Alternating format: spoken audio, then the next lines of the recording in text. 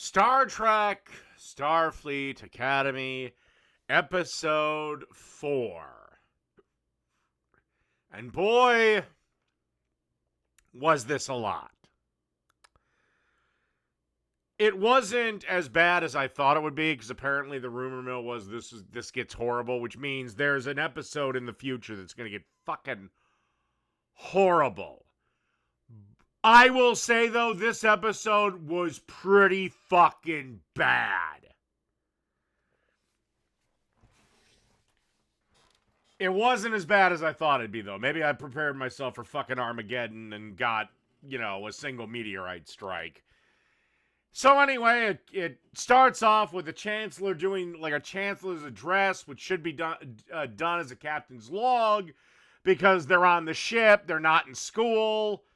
But whatever, I guess fuck that canon.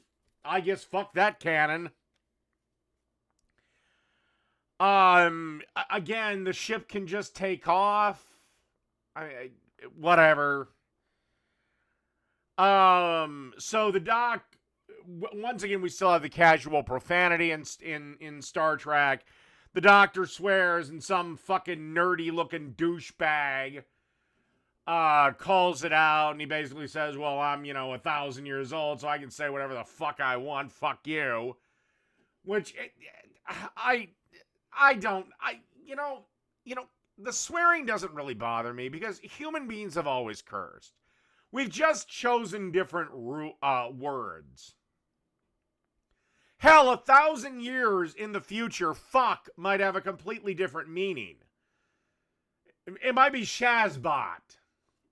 If you get that reference, 10 points. Bah humbug used to basically mean bullshit. When Ebenezer Scrooge said bah humbug to Christmas, he was basically calling Christmas bullshit.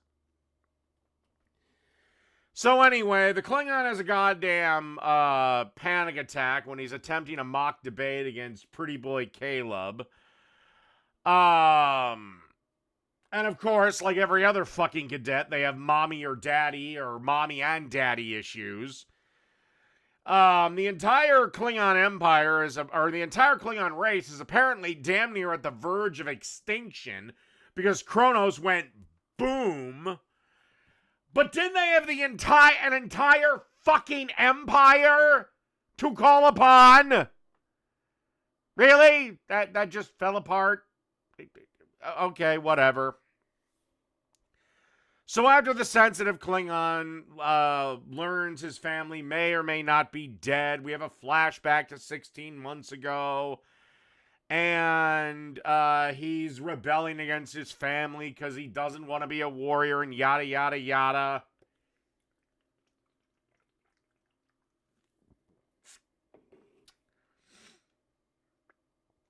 Even though it's been established in canon that Klingon society has always had non-warriors, they're just generally not respected. But his dad, Caleb's dad, whatever the fuck, or not Caleb, whatever, Klingon boys, sensitive Klingon's dad, makes a good point. Even as a doctor, you should know how to fight, because it's not going to help you if you're dead. And even Starfleet doctors know how to fight. I believe Julian Bashir was pretty good in a fight. McCoy kind of sucked. Beverly Crusher sucked, but she was a chick, so, yeah.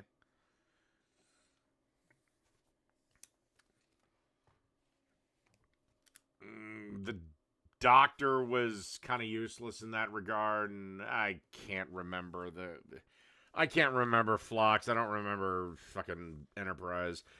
Anyway, so the crybaby Klingon's fucking brother gives him this transmitter to transmit to Starfleet, but I thought Starfleet Academy was for the best and the brightest, but at this point they'll take fucking anyone who wants to sign up. So anyway, they found a new home for the Klingons, but the Klingons can't just accept a gift. They can't accept just, I don't know, whatever status in the Federation. So they say no. The Klingons were a warrior race. I get that, but they weren't fucking stupid. fighting a pointless battle was kind of dumb, even in their eyes. And also, 1,000 years before this show takes place in Star Trek VI, the Klingons saw the pragmatism of an alliance with the Federation after the moon Praxis had blown up. And they basically were completely fucked. So they sought an alliance with the Federation. So they only had one enemy, the Romulans. Oh, and by the way, they saw the wisdom of this alliance and the wisdom of peace after like a century of conflict with the Federation. Again, yes, they're a warrior race, but no, they're not fucking stupid.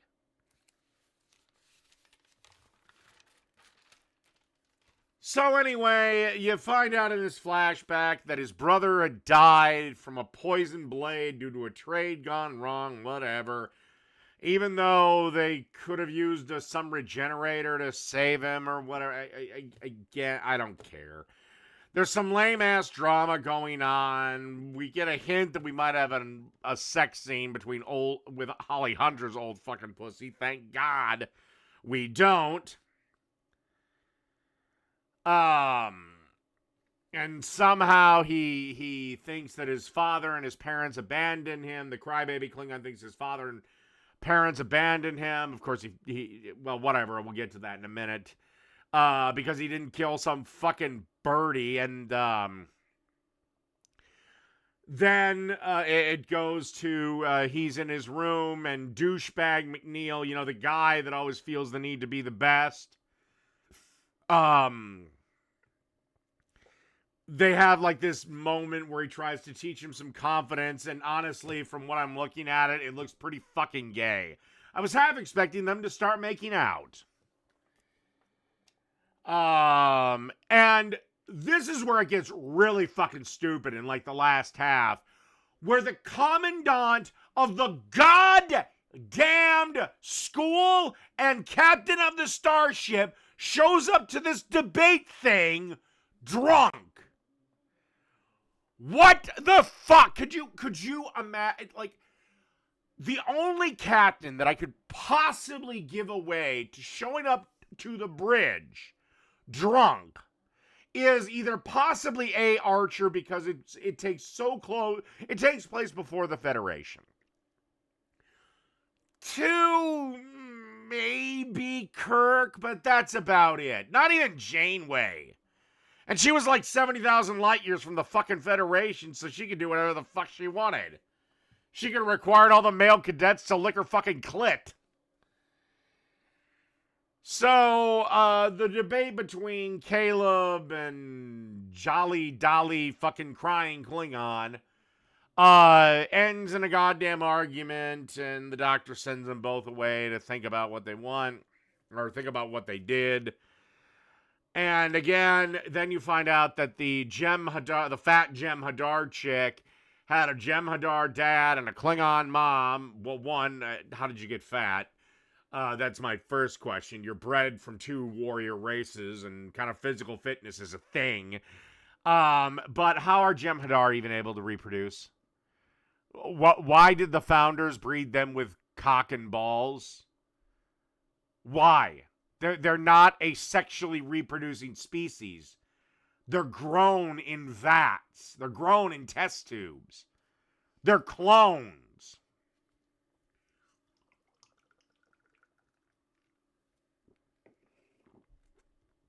Or I don't know, maybe just the Vortar clones and the Jem'Hadar are just grown from whatever. Who cares? They're fucking test tube babies.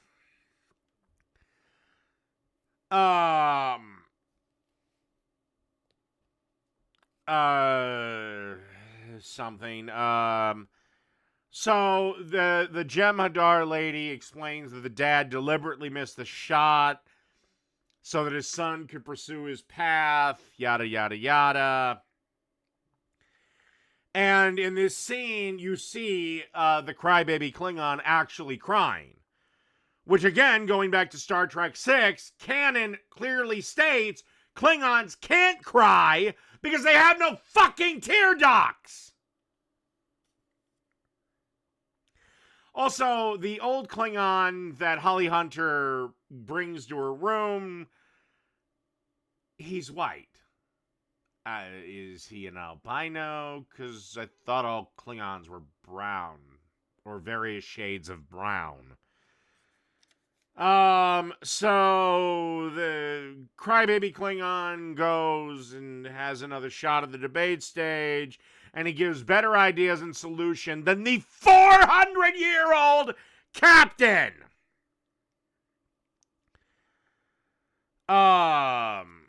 And the episode kind of wraps up with the Klingon crying about his brother, Caleb crying about his mommy, which, by the way, he hasn't mentioned for 2 fucking episodes. Yeah, she must be high on your priority list. Again, I can see the twist coming a mile away. Again, she will either be dead or she will be working with Paul Giamatti's character. And then you find out that Crybaby Klingon's parents are okay, and he is gifted a bow. I'm going to get to this bow in a second. The episode concludes with a mock space fight, where the old white Klingon fights with the Federation, and the Federation cedes the planet to the Klingons. And again, the 400-year-old captain didn't think of this obvious solution to the problem, where we can respect the Klingon ways, where they win it in conquest. And by the way, during the first meeting, the old-ass white Klingon basically says, we need to conquer it. If we're going to live there, we have to conquer it from the Federation. This didn't dawn on her! I mean, Jesus Christ, you're 400 years old. Maybe you're fucking senile. Or maybe you've been senile for the last century, actually, given the way she acts. She acts like a fucking child. But now I have to get up and get another beer and explain the bow. Because this makes no fucking sense.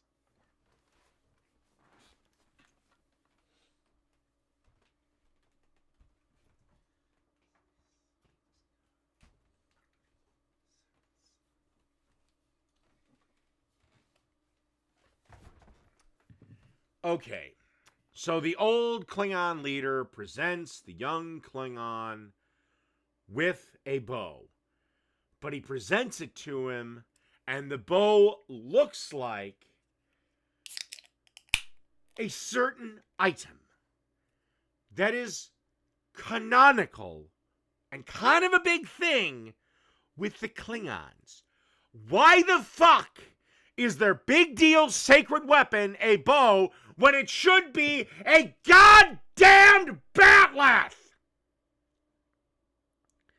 Why the fuck does the bow look like a fucking bat'leth when it should be a bat'leth? You know the swords the Klingon have that they keep in the family generation after generation after generation after generation, you know, like 10, 11, 12, 13, 14, you know, really important things.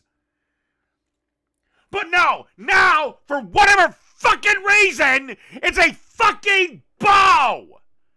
When the fuck did that happen? And don't give me this crap of it was explained in a novel, explained in a comic, explained in this, that, or the... No, if it's not explained in a fucking show, it doesn't exist. Where are the goddamn bat'leths? No, they're just fucking bows and arrows. Whatever. Just, I guess, piss all over 60 years of Klingon lore. Anyway, I guess we'll wait till next week to see the next fucking disaster.